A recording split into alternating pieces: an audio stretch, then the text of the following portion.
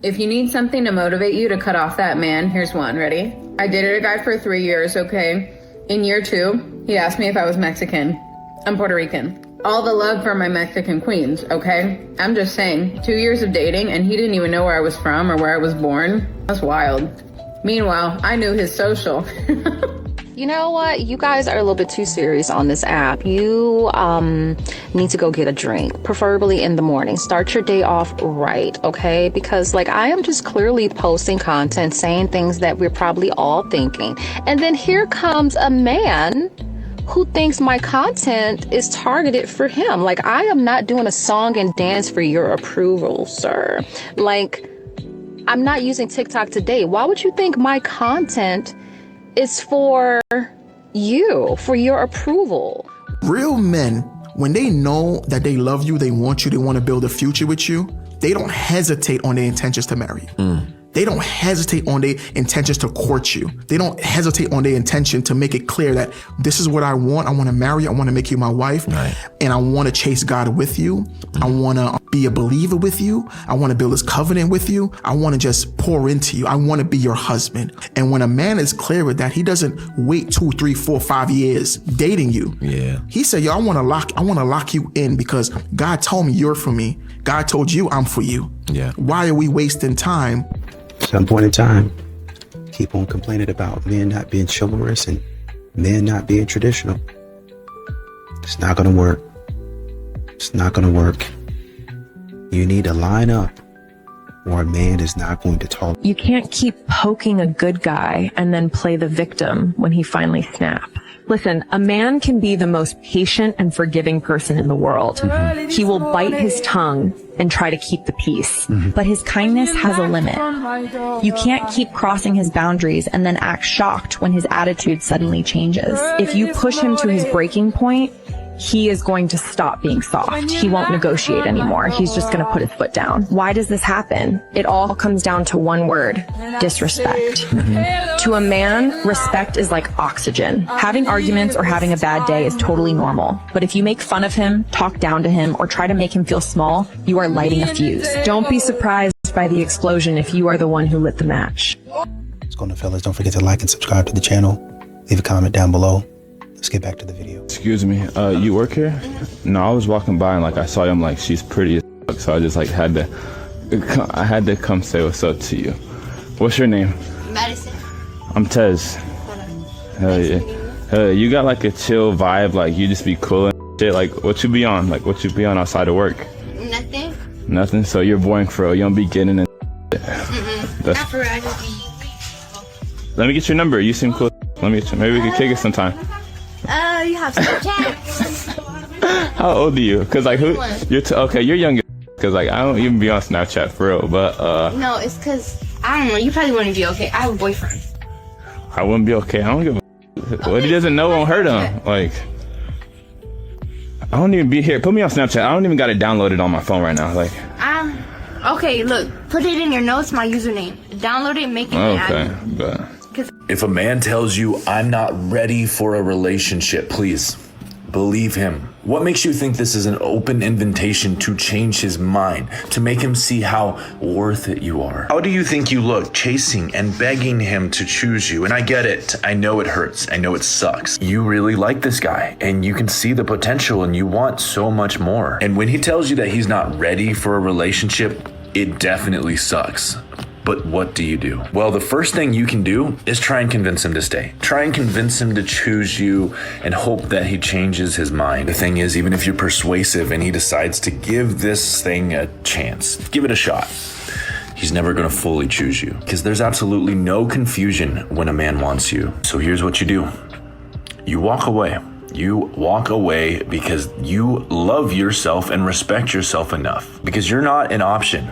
You're not someone that waits for a man to finally maybe change his mind and pick you. And even though that's not what you wanted, and it kind of hurts a lot, you are saving yourself so much time, energy, effort from begging somebody to try and choose you.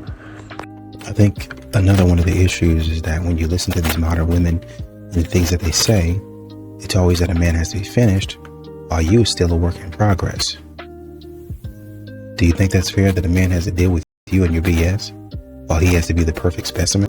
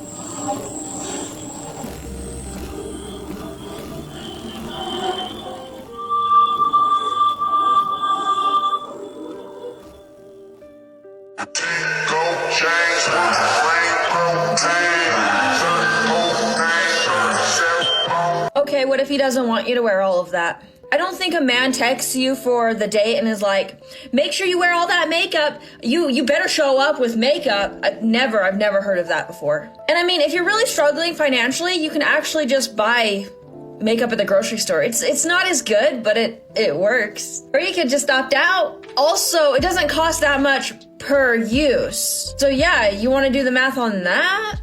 You gonna pay for his shampoo, his hair gel, his body wash, his clothes? Are you gonna pay him for the service of actually planning the date?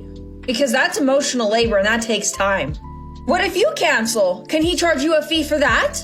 Because there's a lot of men owed money right now if that's how that works. Sometimes men will reserve like tickets in advance only to have her cancel last minute. And then he's just out that money. I think the thing that gets a lot of men is that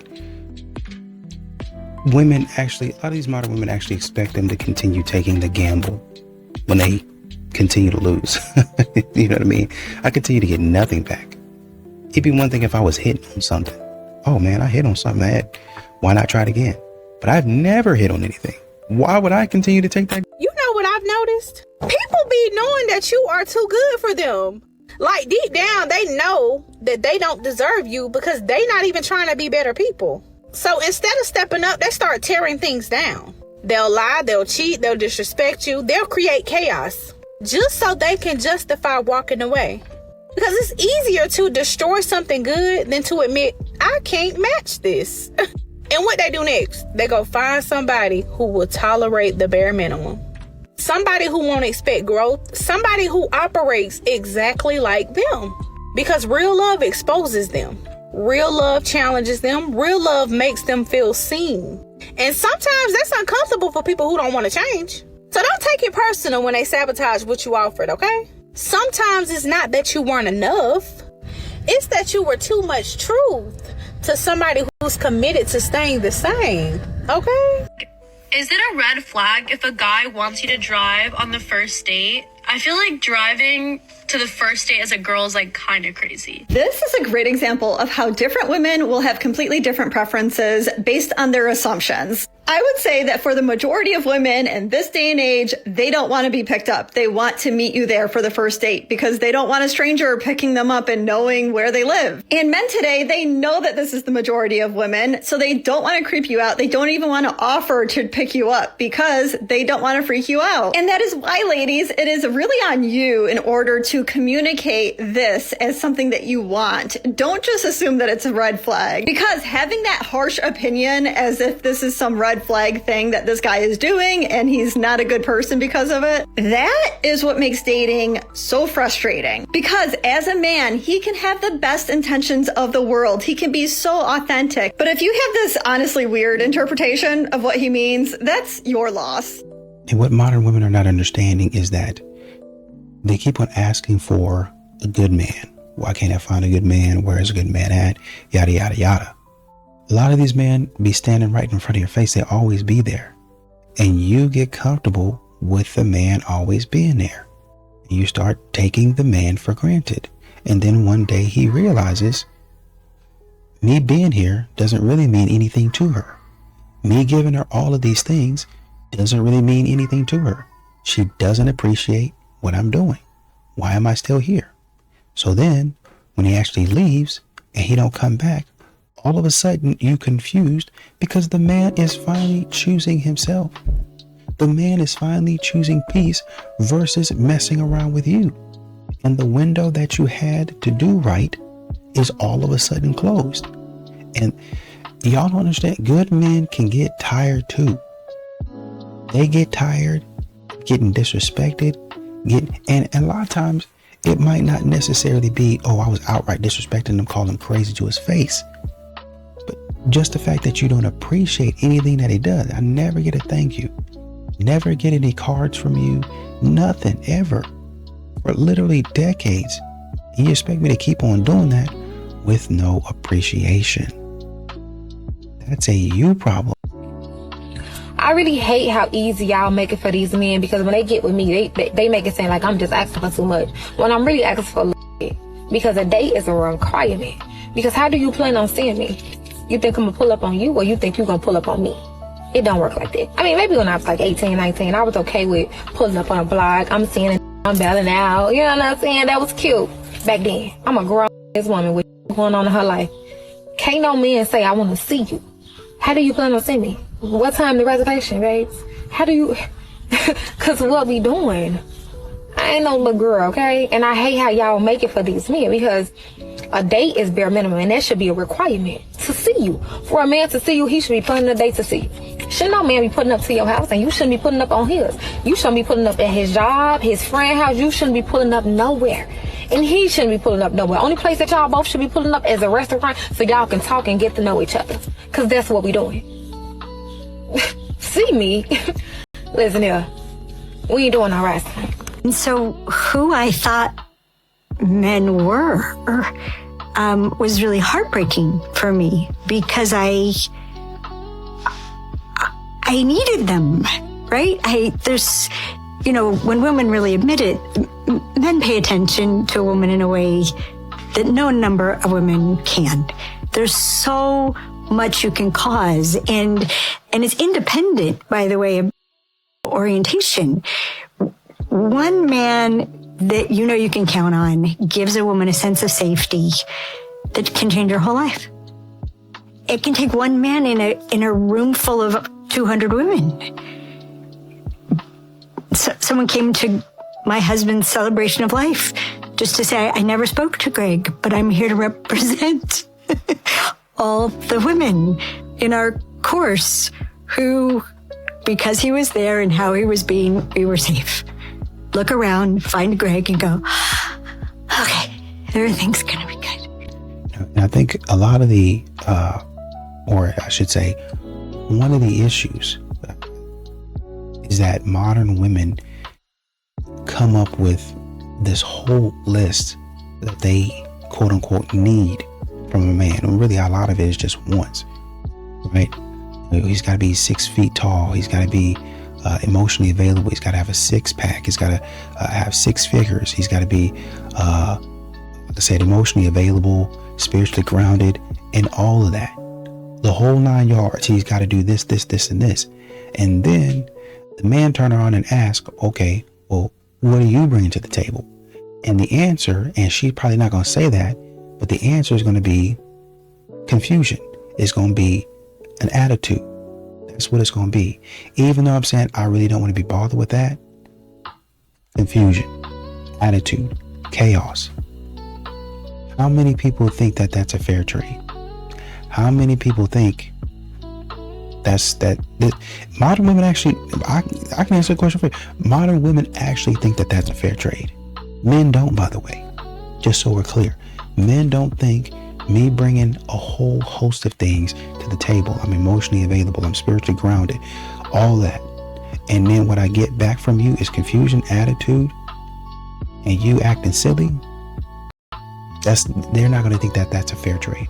Every man who has built something real had this season. Yeah, so you're in isolation right now, but the question is, are you using it or wasting it?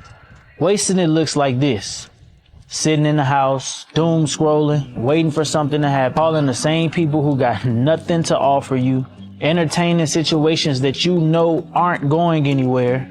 That's not isolation. That's just loneliness with Wi-Fi. Using the isolation period looks different. You're getting clear on your money. You're building a financial floor, living below your means until your situation catches up to your vision.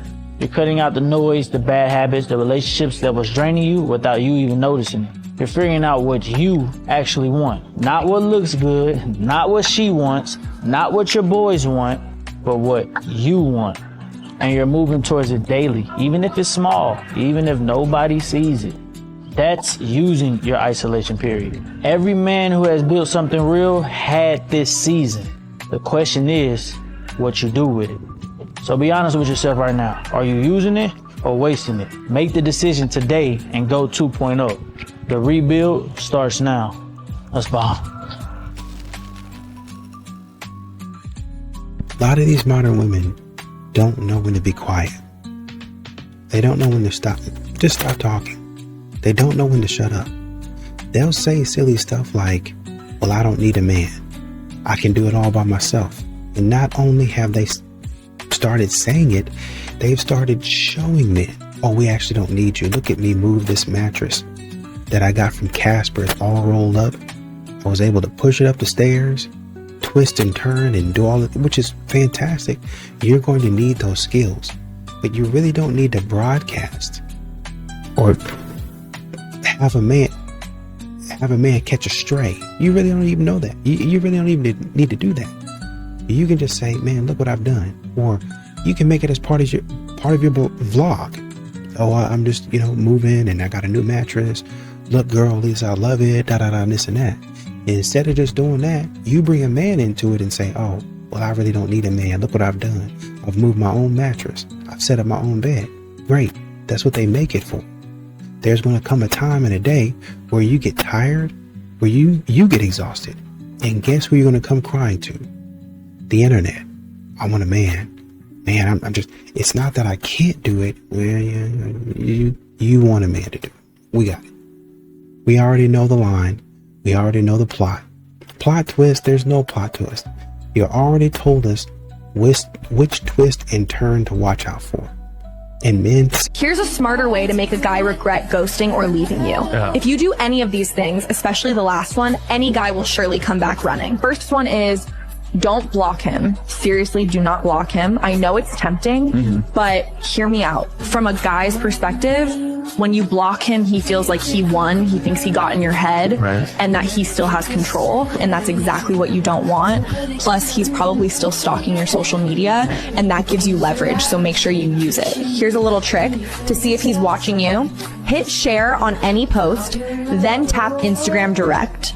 A list of your top interactions will appear, usually 5 or 6 names. And if he's on that list, he's definitely watching you. Number 2, use the push and grab method. And this method has become very popular and people use it because it works. If you still don't know about it, just comment ocean grab method and someone will explain it to you because a lot of people use it now. Third one is post your best photo on your story right now. Yes, right now, while watching this video, go post your best picture.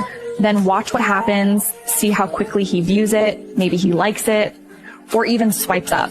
Most guys won't say anything directly, but trust me, they are watching, and that's why the Instagram Direct trick helps, because you can check who's paying attention. Touch your husband because it is quite literally the medicine to his life. And no, not just when you are in the mood and not when you want something. Just reach for him. Put your hand on the back of his neck when he is driving. Slide your arm around him in the kitchen. Sit close enough on the couch that your legs touch. To you, it might feel small, but to a man, those moments matter so much more than most wives realize. Because most men go through their entire day being needed by everyone. Their job, their responsibilities, their families. They carry pressure they rarely talk about. And very few people in their life ever just reach for them to remind them that they are loved. But when his wife does, when the woman he works so hard for simply leans into him, something in him softens. For a second, he can breathe. Your touch reminds him he is not just a provider. He's not just the strong one. He's the man you still want. So tonight, instead of sitting on opposite ends of the couch, scrolling through your phone, scoot a little closer and touch your husband. You know, a lot of these modern women like to continue to treat men like a clown. Amusement. You know, why does a man approach me? There's a lot of risks involved in approaching. There's a lot of disrespect involved in approaching. It don't matter where you go, seemingly with these modern women nowadays, you get treated like you crossed some type of line and you done something wrong. Like you just, eliminated somebody. That's the way they treat you. They look at you like you're a criminal off bat. Let me ask you a question. Who would want to go through that? Which person? Even you. If you go up, like say for instance, if you're sitting in a restaurant and you go up to a waiter and you say, hey, we hadn't gotten our drinks yet. It would be okay if, we haven't been able to order, haven't had anybody come to our table to even see what we wanted or greet us. If that whole staff turned around and looked at you like, what are you doing over here? You instantly leave a review and walk out of there and go find somewhere else to go. Don't go here. It's trash. The service was terrible. We got seated. Nobody. I was reading a post today or over just down the line. People say, oh, it's a trash place. The food is trash and the service was even worse. They're leaving reviews about it. And so now, even if I was thinking about going, I'm not going because you telling me the service is so bad. That's how you are as a modern woman. Nobody's approaching you because you're disrespectful. It is a risk to approach you. Now they're looking at you saying, man, if this woman is trash, if her attitude is trash, why would I even be over there? The women that are never taken for granted all have one thing in common, and it is that they slightly scare the shit out of the men they date. Not because they're loud, aggressive, or rude, but because they don't play. The problem is that when a man disrespects you, most women think that holding him accountable means reacting emotionally, crying, yelling, demanding answers, because we've all heard, never allow someone to get comfortable with disrespecting you. And many interpret that as show him how much he has hurt you. But here's what no one tells you. Being emotional doesn't scare him. He actually prefers that. Why? When you're quick to anger, you're telling him three things. Number one is, I'm important. You're stroking his ego because he thinks, wow, she's so emotional over me. Two is that you're predictable. He knows exactly how to trigger a reaction. Three, you're easy to manipulate because you let your emotions run the show. But the women that are never taken for granted, they're difficult to manipulate because they're emotionally disciplined. They don't argue for respect. They command it through how they move. And let me explain. High value is not communicated through what you say. I have so many options. You do that again and I'm done. If high value was something that you declare, then you would see commercials for Lamborghini, Cartier, and Chanel. But you don't, because high value is sub-communicated. It's in your behavior, your standards, your terms and conditions, and most importantly, through your willingness to walk away. And the moment your commitment to your standards and your future is stronger than your emotional attachments and your desire to be liked, that's when people are going to stop playing with you. I already know the question cycling through your head. Why did he do this? Why did he treat me this way? Why, after everything I gave him, after everything I did, after how much I loved it, why? And I understand why that question may feel like you need to get an answer, because it feels like understanding his reasoning will finally make the pain go away and all this, but that's not true. I need you to redirect that question because it's pointed in the wrong direction. The why behind his behavior is ultimately about him, his wounds, his patterns, and that he's not bringing to the surface. And no matter what answer he gives you or what answer you try to piece together on your own is not going to give you exactly what you're looking for, because the real question is the one that actually leads somewhere useful. And it's not why did he do what he did. It's what is it inside of me that thought that this was okay and I kept putting up with it. That's a way powerful. That's way better. And it's not to blame you. It's not about, deciding if you deserve happen. It's about being honest with yourself about in the moments when you saw that shit was wrong and you stayed anyways. The moments where you knew your standards were being crossed and you still let it happen. Your gut was telling you certain it wasn't right and you wasn't listening to it. That's where your work is. Inside of each one of those is a belief, a wound, some type of pattern, some shit you saw in childhood, something that felt safer than leaving, and that's I. When you understand what it is in you that made this situation even possible to exist for as long as it did, you stop reacting to it in the same ways because your focus is somewhere different. You're going to spot red flags faster in the next ones. You're going to make better decisions in the next ones, and you're not going to repeat the cycle. You're going to get out the loop because you addressed the core root of what was attracting these motherfuckers in the first place. Right. If you're ready to actually start breaking the cycle, go click the link in my bio. They said equality, right? So should women be making the first move? Question for the guys. So, is it a turnoff if a girl is confident enough and asks you out? Or should we wait for you? What exactly is the line here? And another thing, women, if we are going to opt out earlier because we do not like something that we're seeing in the behavior of men, we have to stop believing that we're leaving something on the table. Many of us are not opting out because we're thinking, I need to see all that there is to see to make sure I'm not giving up too prematurely on this good man. He's whatever checks all of your boxes. But the bottom line of it is he's not your good man if he is not treating you the way you want to be treated. He may be a good man for someone, but he is not the good man for you. I'm tired of us accepting subpar treatment, all in the name of he doesn't beat me, cheat on me, and he pays the bills. That's gotta end. But when you see behaviors that you know you cannot live with, you have to just say, I'll take my chances. I'll even add a little story time to this. There was a man who broke my heart, and I'm talking about in tiny little pieces. And the reason he broke my heart was not for cheating, was not for anything other than he couldn't give me what I needed.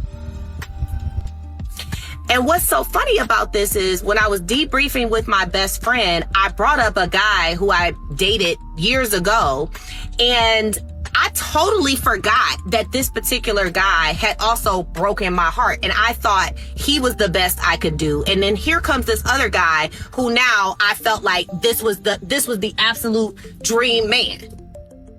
Moral of the story, my first dream man was superseded by another dream man who will be superseded by another dream man. There is no dream man. You have to be the dream woman. So when you finally get that you are your own best lover, that you are the love of your own life, you can let go of anyone that is not here to serve and support you.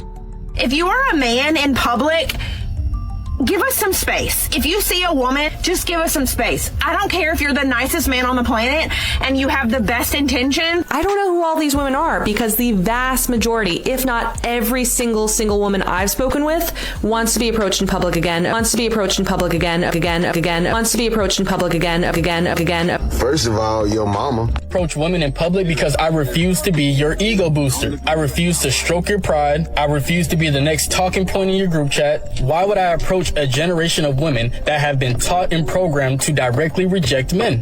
Why would we approach a generation of women who are not only consciously choosing to reject good men, but in the same breath will consciously, upon rejecting that good man, go to the man that is obviously no good for nobody, not even himself. Something that should be put on the warning label with having standards and self-respect in dating is that you are going to be spending time with yourself.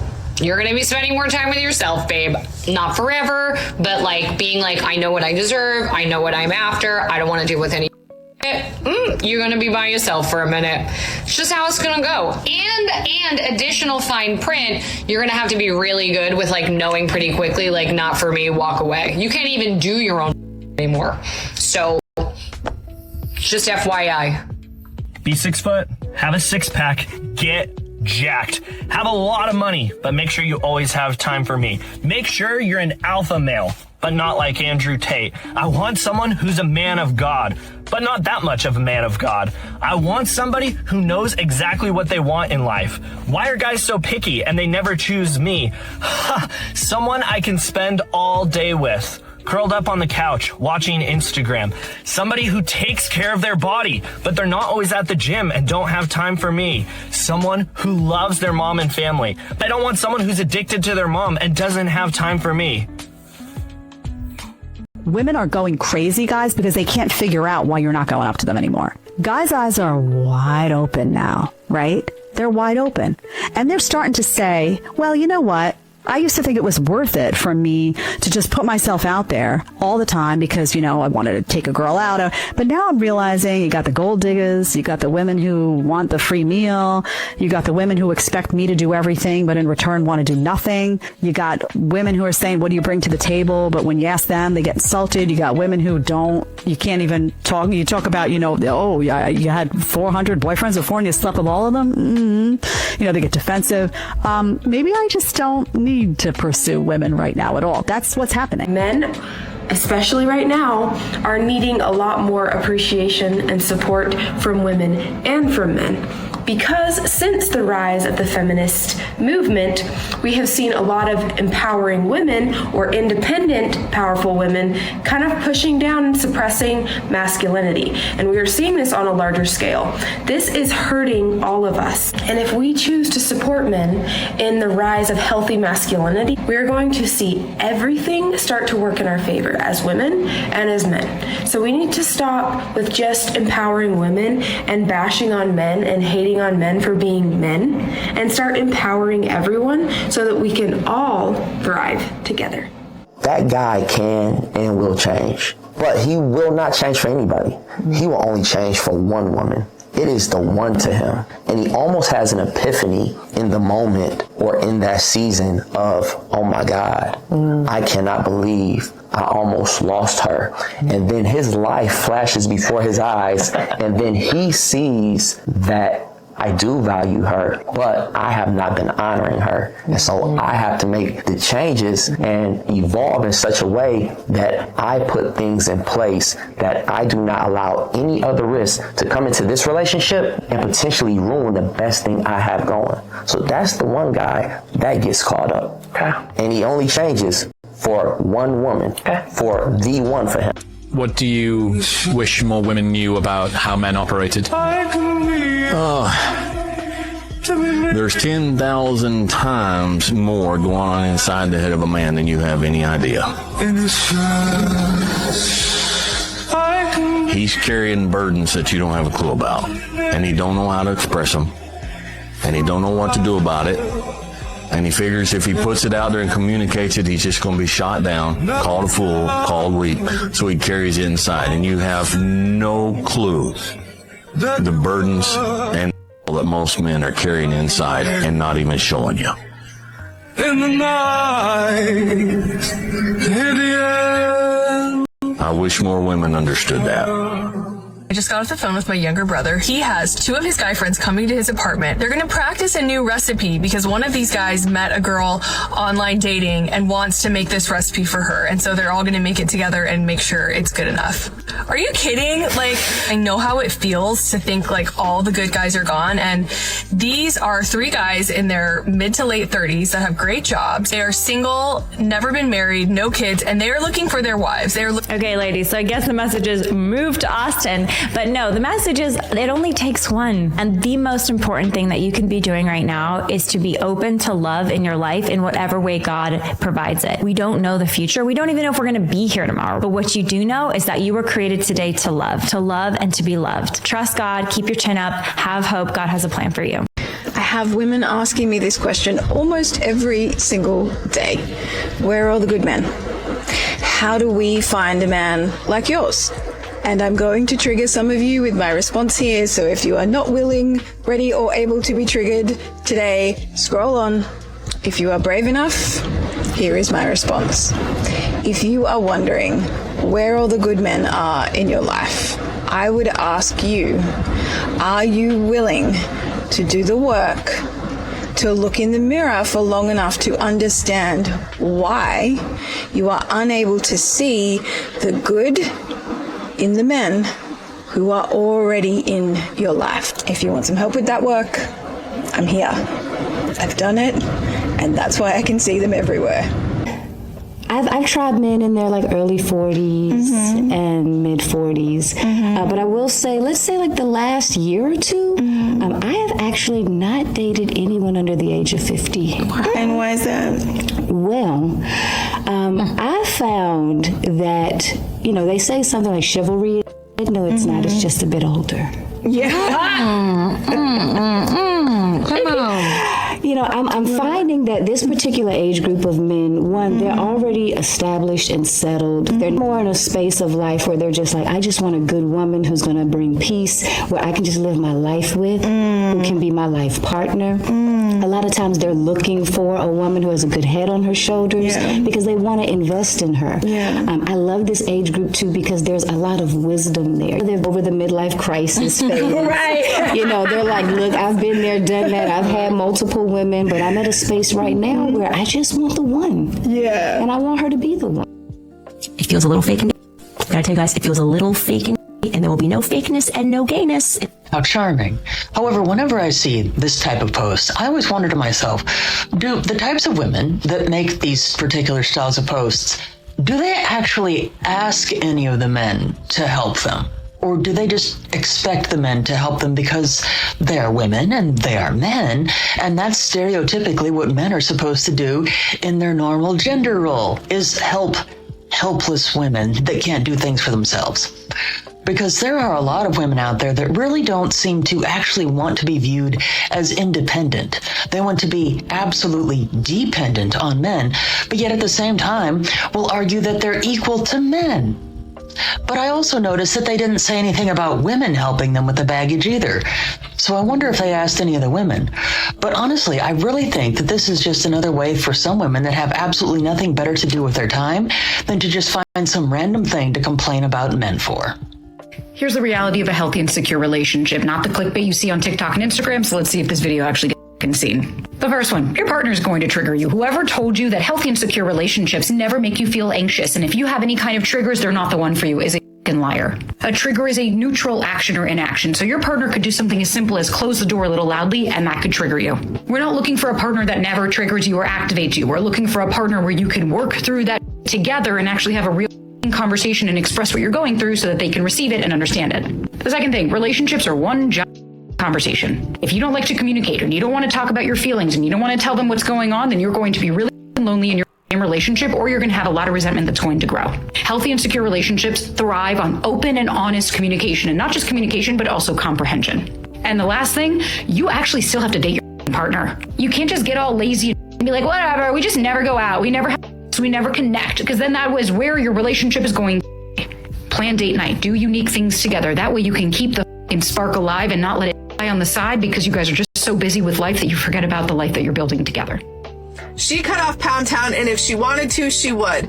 The excuse, I'm tired at night, only goes so far, especially when you're on your phone for hours scrolling social media. That man is not dumb. He's going to lay next to you and watch you give everything else the attention that he wants and desires but him. So he's going to sit there and he's not going to say anything to you. He's not going to bring up conversations. He's not going to start an argument.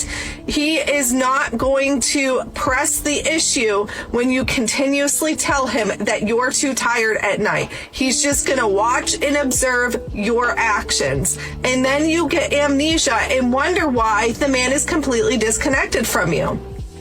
Ladies, if you want your man to see you, if you want your man to want that connection with you, you have to connect with him in the bedroom. There's just no other way. It doesn't work both ways. If you want that emotional connection, he needs to have that physical connection. It goes hand in hand. Stop neglecting husbands.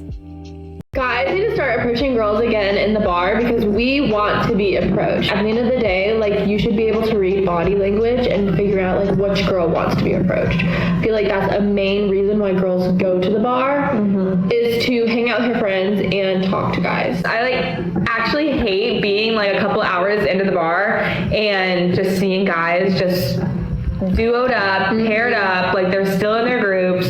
Literally, it's like you could have like just all done this in your house. You didn't have to drive all the way out to the bar to just stand in a circle with your friends. Men are just standing at the bar, just fucking watching the game on the TV, and it's like, leave. Why the are you here if you're not gonna make a move? Well, also my question is, if you're not gonna make the moves out when you are drunk and with your friends, when are you gonna do it? Why would you make the moves at the grocery store when you're alone and sober? It's so much more intimidating out there because you're probably gonna get rejected because I'm out there getting some bread and milk, and now I'm like scared that you just approached me. But I'm at the bar and I have a drink in me and I'm being social with my friends. Yeah, I'm going to be more accepting of a conversation with you out at the bar. Read body language, understand who's there to meet people and who isn't, and you're good. Manners are disappearing. Number one, guys who don't walk on the outside when you're walking with a woman. Gentlemen, if you are walking with a woman after a date and you're walking on a sidewalk, you walk on the outside, not the inside. This one me and you talked about, I think, a couple of days ago, okay? If a woman stands up to go to the restroom, you stand with her, all right? This would be like if, you're sitting right there, I'm going to stand. And a lot of times all it is just like a little half stand. It's letting somebody know I recognize that you're leaving the table. Number three, I like this one. I think opening the door is still around. We mentioned this one a minute ago, making eye contact and giving a firm handshake. The floppy fish is a real thing, okay? Like if you're doing this, folks, everybody, proper handshake, web to web, all right? That's what you need to lock it in there, web to web, and give a firm handshake. This one, me and you both loved, offering your seat. I remember back in college when we would ride on like the buses that would go around the University of Florida. If a woman is standing on a crowded bus and you are sitting and you do not offer her your seat, you're nothing more than a jerk.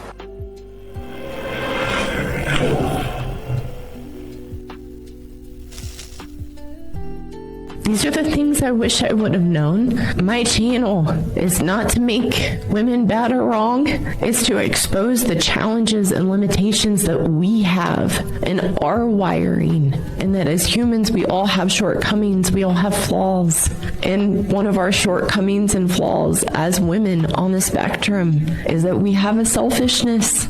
We have a need to be right. We have a need to be in control. And we can easily gain control and shape and manipulate a good man and strip him of who he is as a man because of our selfishness and only being able to think of ourselves.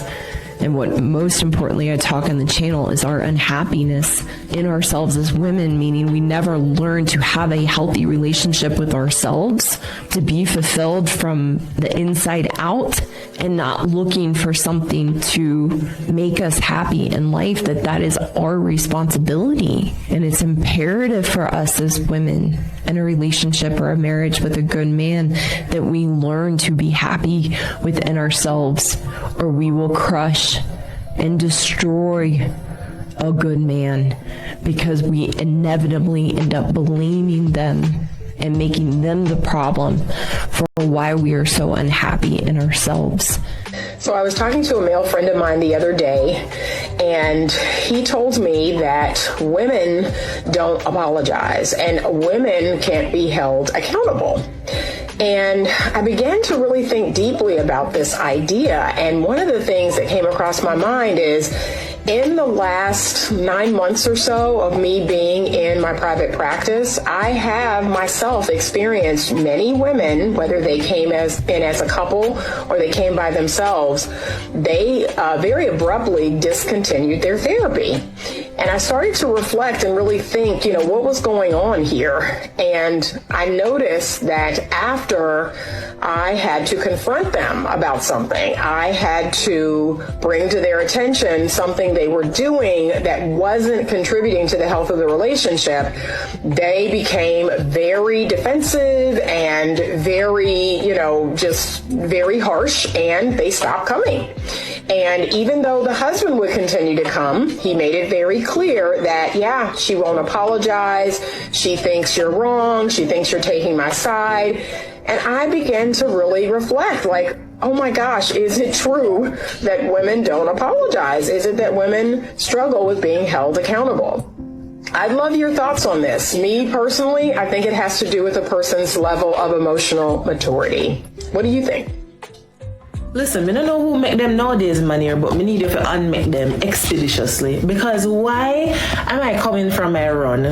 Like, I am sweaty, stay bad, me look like me a struggle. And I come into the building and I'm passing the concierge and I'm like, oh yeah, I have a box to collect, right? The concierge proceeds to tell me, no, I have several boxes to collect. So me now, I struggle with my accoutrement, and 4 men stand up at the elevator. I try to get into the elevator, and one of the elevators not working. You know, I shout out, I'm like, can you hold the elevator for me? Because they weren't going to do it otherwise. So them hold the elevator, I go for buzz, and it not work. So I say, all right, I'll come off. Them follow me off of the elevator. Me hold me 15 bucks them, you know. And me say, we'll try the next elevator. Somebody else is already on there. So them push past me to go into the next elevator, and I'm like, could you hold the elevator? No. Them I have to push and try and get in there. It's not working, and the 4 of them catch up in there, and now make no space for me. So I'm like, you know what, let me come off and go use the 3rd elevator by myself, because none of these men have no chivalry. The one of them stay bad. I mean, I don't know where them come from, but them need to go back under them mother, because this is crazy. And you know, you also have to look at the one-sided effort and modern women not reciprocating, right? Because, you know, they'll say, well, where are the men at? Why can't I find a man to do X, Y, and Z? Or why is a man not talking to me? How come I can't find a man to do this, this, and this? I want a provider, and all of the list of things that they always want. I can't find that. Well, actually, you can, because once again, the men are everywhere. You just don't notice them because you're looking for, honestly and truly, we probably don't call it this, but a genie is what you're looking for. You're looking for a man to come in and just wipe away all your problems. Okay, with my first wish, I want you to wipe away all my problems and put me in my soft girl era, and I don't want to have any problems ever again. That's actually 3 wishes. But modern women would probably argue a genie down and say, well, that's 1 wish because I said it all in one breath. No, the first wish would have been me wiping your slate clean. All the problems that you have, me wiping that. You want to be put into your soft girl era? That's another wish. And you saying, I want no problems ever again? That's a 3rd wish. So you've actually effectively used all your wishes. No, but because I said it, and like I said, they try to argue you down. That's what modern women do to men. And this is why men just end up opting out and they end up leaving. Because a modern woman will sit up there and argue a man down when a man be dead right about something. This woman is dead wrong. But because the way they see it and what their interpretation is, they'll continue living their life in that way. Right? And that's how you have one-sided effort and no reciprocity. Because a modern woman will sit up there and argue, man, no, this is the bare minimum. I deserve this, this, this, and this. And a man is like, that's not the bare minimum. I bought you a car.